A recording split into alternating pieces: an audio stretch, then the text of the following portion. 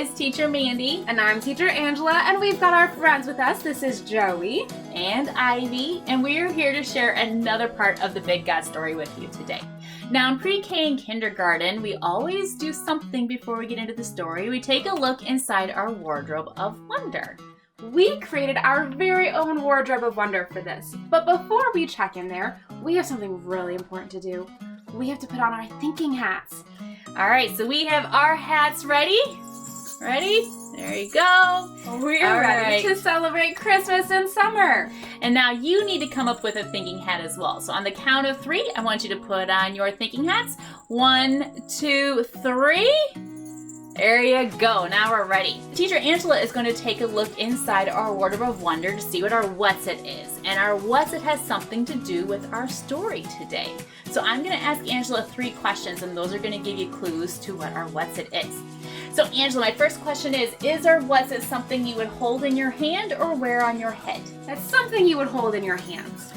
And is our what's it something that smells good or smells bad? It smells really good. And is our what's it something you would find in the refrigerator or in the bathtub? In the refrigerator. All right, if you think you know what it is, I want you to shout it out on the count of 3. 1, 2, 3.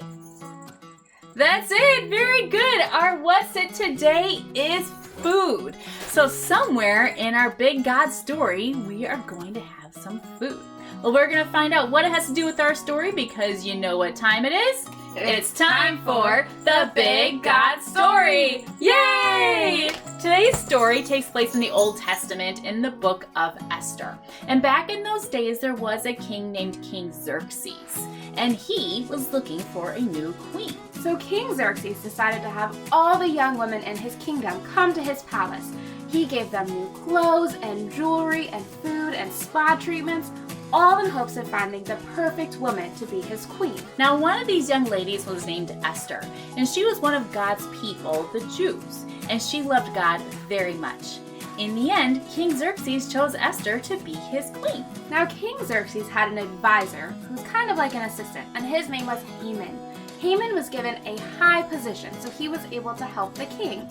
Haman was not a very good man, though, and all he wanted was for people to bow down to him. Now, Esther had a cousin named Mordecai, and he also loved God. So when Haman came around and he wanted Mordecai to bow down to him, Mordecai knew that that was not what God wanted him to do. So he refused to bow down to Haman. Now, Haman did not like that very much. In fact, he was so angry that he convinced King Xerxes to issue a decree, which is like a law, and it said that they could kill all of the Jews, God's people. So Mordecai told Queen Esther about this plan, and she was very upset.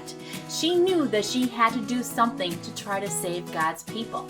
But she had not told King Xerxes that she was a Jew and that she loved God.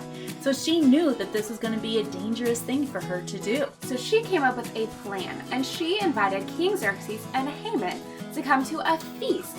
So while they were enjoying dinner, King Xerxes asked Esther what she wanted. He promised her anything, up to half of his kingdom, all for her. And what she said, the one thing she wanted, was for King Xerxes and Haman to join her for another feast. So the next day, Esther prepared another banquet, and while they were enjoying dinner again, he asked, "What is it that you want?"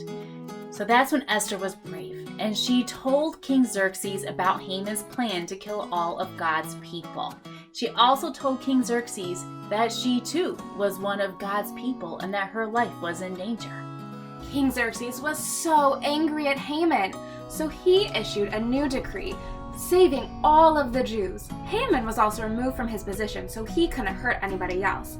Instead, Esther's cousin Mordecai became a leader with King Xerxes. Friends, Esther was very brave in this situation. It was very dangerous for her to try to use her position as the new queen to try to save God's people, but she knew it was what God wanted her to do. So she believed that God was with her, and she was brave, and she did what she had to do. Friends, God wants us to be brave too. Even when things are hard, even when things are scary, God is with us and He will help us to be brave. We just need to trust in Him. Well, we love this story and learned so much from it, and I hope you guys also learned so much from this incredible story. We hope you enjoyed it, and we hope that you join us next time for another amazing Big God story. We'll see you guys then. Bye! Bye.